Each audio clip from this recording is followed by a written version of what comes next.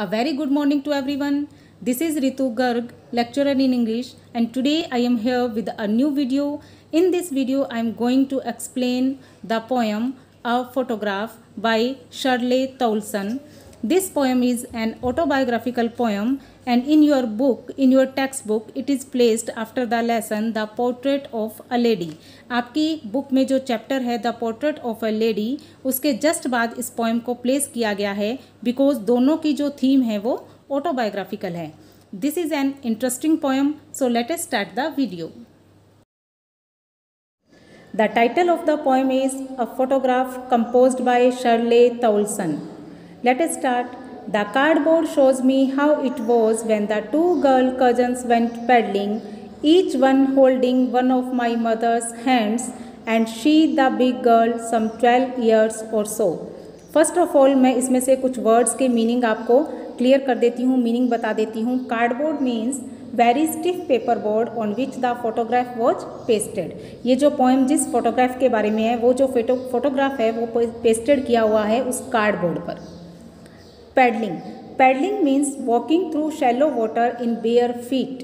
Bear feet यानी कि नंगे पैर जब शैलो वाटर में वॉकिंग करते हैं तो उसके लिए जो वर्ड यूज होता है वो होता है पैडलिंग. शैलो वाटर मीन्स जहाँ पानी कम होता है. एंड बिग वर्ड यहाँ पर यूज हुआ है एल्डेस्ट के लिए. The cardboard shows me how it was. तो पोइटस उस कार्डबोर्ड उस फोटोग्राफ के लिए कहती हैं कि ये जो फोटोग्राफ है वो मुझे शो कर रहा है, मुझे शो करता है, दिखाता है. When the two girl cousins went paddling, each one holding one of my mother's hands. इस फोटोग्राफ में है उनकी मदर और उनकी मदर के साथ इस फोटोग्राफ में है उनकी मदर की टू गर्ल कजन्स जिन्होंने उनकी मदर के हैंड्स को होल्ड किया हुआ है. यानी कि इस फोटोग्राफ में उनकी मदर सेंटर में है और उनकी मदर के लेफ्ट एंड राइट साइड में उनकी मदर की टू गर्ल कजन्स हैं उनके साथ जिन्होंने उनकी मदर के हैंड्स को होल्ड किया हुआ है. And she the big girl some 12 years और सो. यहाँ शी और बिग गर्ल जो वर्ड है वो यूज हुआ है पोइटस की मदर के लिए because poet's mother was the eldest among the 3 girls. वो जो तीनों लड़कियाँ थी उनमें पोइटस की मदर एज में सबसे बड़ी थी, सम 12 ईयर्स और सो.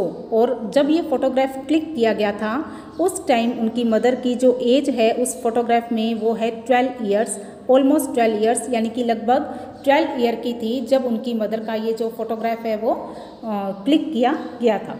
तो इन लाइंस से हमें ये पता चलता है, ये लाइंस हमें ये शो करती हैं that the photograph was very old but the poet's has kept it very carefully.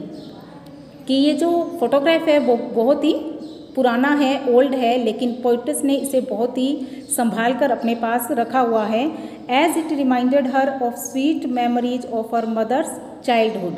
इसे क्यों संभाल के रखा है? बिकॉज इस फोटोग्राफ में उनकी मदर के चाइल्डहुड की स्वीट मेमोरीज हैं और इसलिए पोइटस ने इसे अपने पास बहुत ही केयरफुली अपने पास रखा हुआ है. The photo also indicates that her mother's childhood was very enjoyable.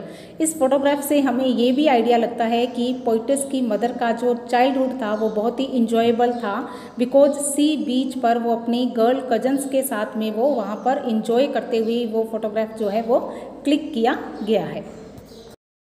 The next lines are all three stood still to smile through their hair at the uncle with the camera. A sweet face my mother's that was before I was born, and the sea which appears to have changed less washed their terribly transient feet. Still, यहाँ still का meaning है without moving, जिसमें movement नहीं है, जो चीज़ move नहीं करती उसके लिए जो वर्ड है वो यूज हुआ है still. Smile through their hair. Smile through their hair means smiling faces could be seen through their hair which was flying over their faces. उनकी मदर जो सी बीच पर हैं और वहाँ पर क्योंकि जो एटमॉस्फेयर है वो विंडी एटमॉस्फेयर है, हवा चल रही है और इस वजह से उनके फेस पर बाल उड़ रहे हैं और उन्हीं उड़ते हुए बालों में से वो स्माइल कर रही हैं, उनका स्माइलिंग फेस दिखाई दे रहा है. Terribly. Terribly means extremely. Transient. Transient means temporary, not permanent, जो चीज़ परमानेंट नहीं है. All three stood still to smile through their hair at the uncle with the camera. In lines में पोइटस हमें कहती हैं कि उनकी मदर और उनकी मदर की 2 गर्ल कजन्स, वो तीनों गर्ल्स जो हैं वो स्माइल करती हुई स्टिल खड़ी हैं, विदाउट मूवमेंट वो वहाँ खड़ी हैं। स्माइल थ्रू देयर हेयर, मैंने बता दिया आपको कि बिकॉज उनके फेस पर जो हेयर्स हैं वो फ्लाई कर रहे हैं, उड़ रहे हैं और वो स्माइलिंग कर रही हैं। At the uncle with the camera, अपने अंकल की तरफ जिनके हाथ में कैमरा है और जो उनकी फ़ोटो क्लिक कर रहे हैं, उनकी तरफ देखते हुए वो तीनों गर्ल्स उस टाइम वहाँ पर स्माइलिंग कर रही हैं उस फोटोग्राफ में। A sweet face my mother's that was before I was born. A sweet face, poetess कहती हैं कि माई मदर्स फेस जो था, उनकी मदर का जो फेस था वो स्वीट है। उस फोटोग्राफ में उनकी मदर का फेस बहुत ही स्वीट है। She was looking very pretty that was before I was born. और ये प्रिटी फेस उनका तब का है जब पोइटस का बर्थ नहीं हुआ था, क्योंकि ये पोइटस की मदर के चाइल्डहुड का फोटोग्राफ है। And the sea which appears to have changed less, और जो सी है, सी जिसके बीच पर वो फोटोग्राफ क्लिक किया गया है, which appears to have changed less, वो जो है उसमें कोई भी चेंजेज जो हैं वो सी नहीं हो रहे, दिखाई नहीं दे रहे। जो वो सी है वो अनचेंज्ड है। वोस्ट देयर टेरिबली ट्रांसिएंट फीट, और वो जो सी वेव्स हैं, सी वेव्स आकर उनके जो एक्सट्रीमली जो उनके फुटप्रिंट्स हैं उनको वो वॉश अवे कर रही हैं। सी वेव्स आती हैं और वहाँ पर जो फुटप्रिंट छप जाते हैं, वहाँ पर चलने के कारण उन फुटप्रिंट्स को जब समुद्र से लहरें आती हैं तो वो वहाँ से जो फुटप्रिंट्स है वो वॉश अवे हो जाती हैं।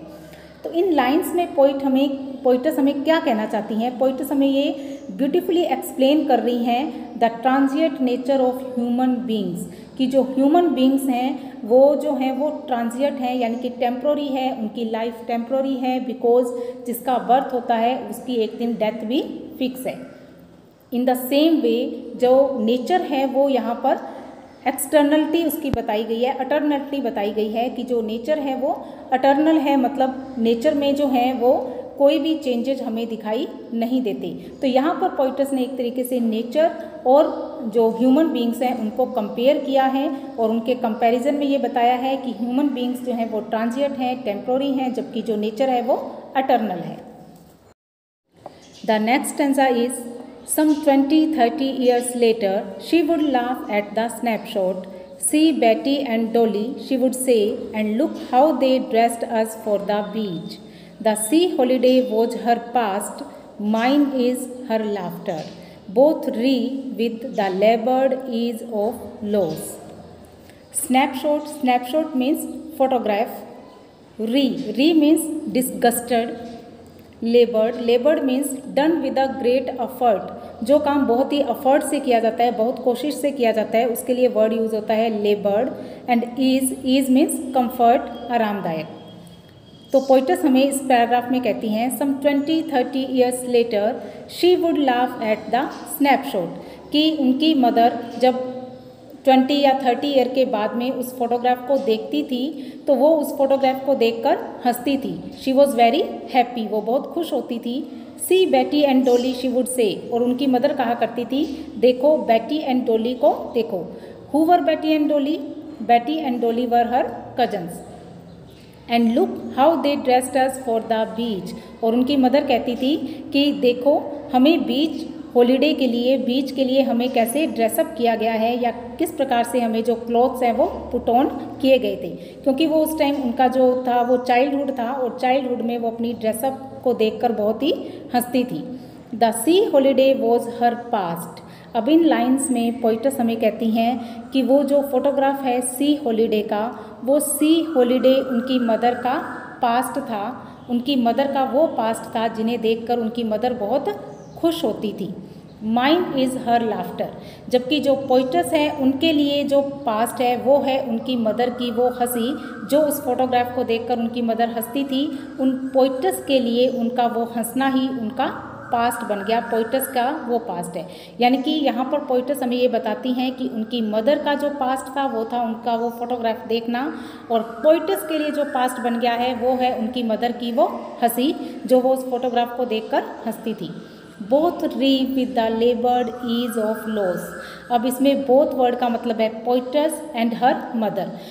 री मीन्स डिस्गस्टेड, दोनों की दोनों जो हैं वो लेबर्ड ईज ऑफ लॉस। यहाँ लॉस किसका हुआ है? तो यहाँ उनकी मदर के लिए लॉस वर्ड है कि उनकी मदर जो है उस फोटोग्राफ को देखकर हैप्पी तो होती थी, खुश तो होती थी, बट वो एक उनके मन में एक सैडनेस भी आती थी, बिकॉज वो जानती थी कि ये जो उनका चाइल्डहुड है वो अब वापस कभी लौट कर नहीं आएगा। इन द सेम वे अब क्योंकि पोइटस की मदर की डेथ हो चुकी है और वो भी उनके पास कभी लौट कर नहीं आएंगी, तो इस तरह से वो दोनों जो हैं अपने अपने लॉस को लेबर्ड ईज, ये दोनों एक तरीके से कॉन्ट्रैरी वर्ड हैं जिनको एक साथ रखा गया है एक अच्छा सा इफेक्ट दिखाने के लिए कि वो वहाँ पर हैप्पी भी थी लेकिन उनमें सैडनेस भी थी, और अपनी इस सैडनेस को छुपाने के लिए, अपने आप को कंफर्टेबल दिखाने के लिए वो बहुत लेबर करती थी, यानी कि बहुत कोशिश करती थी कि उनके मन में जो सैडनेस है वो औरों को नहीं दिखे। तो बहुत ही ब्यूटीफुली पोइटस ने यहाँ पर इस सिचुएशन को हैप्पीनेस के साथ ही जो सैडनेस है उसको बहुत ही ब्यूटीफुली डिस्क्राइब किया है। The last stanza is now she has been dead nearly as many years as that girl lived, and of this circumstance there is nothing to say at all, its silences. Circumstance means situation and silences means make someone unable to speak. जब कोई कुछ कहने में unable है, जब कोई कुछ बोल नहीं सकता, उसके लिए कहते हैं silence यानी कि शांति, मौन। Now she has been dead nearly as many years as that girl lived. यहाँ that girl word यूज़ हुआ है पोइटस की मदर के लिए, और पोइटस हमें इन लाइन्स में कहती हैं कि उनकी मदर की डेथ हो चुकी है, शी हैज़ बीन डेड, लेकिन वो हमें एग्जैक्ट फिगर्स में ये नहीं बताती कि उनकी मदर की डेथ हुए कितने ईयर हो गए, कितने साल हो गए। वो हमें कहती हैं कि उनकी मदर की डेथ को हुए उतने ही साल हो गए जितने साल की उनकी मदर जीवित रही, जिंदा रही। यानी कि फॉर एग्ज़ाम्पल हम ये कह सकते हैं कि अगर उनकी मदर 40 ईयर तक जिंदा रही, तो जब पोइटस ने ये पोएम कंपोज की उस टाइम उनकी मदर की डेथ हुए भी 40 ईयर्स हो चुके थे। And of this circumstance there is nothing to say at all. इस सिचुएशन पर कहने के लिए पोइटस के पास वर्ड्स नहीं हैं, यानी कि पोइटस इतनी ग्रीव हैं, दुखी हैं कि उनके पास कहने के लिए शी हैज़ नो वर्ड्स, उनके पास कहने के लिए कोई भी वर्ड्स नहीं हैं। Nothing to say at all, वो कुछ भी इस सिचुएशन पर नहीं कह सकती।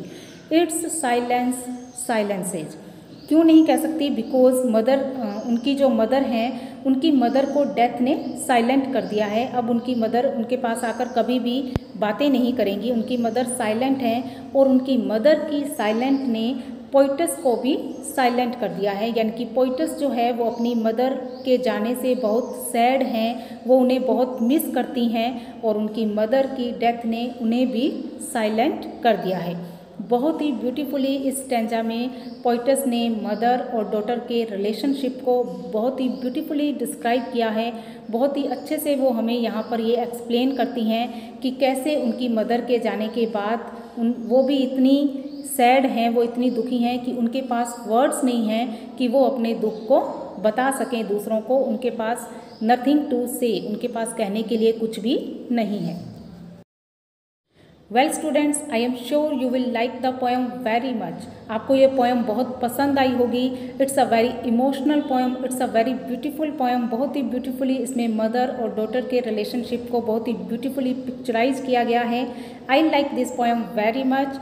You read this poem 2 to 3 times, you recite this poem loudly, and then you try to explain this poem in your own words. Now I will meet you again with my next video.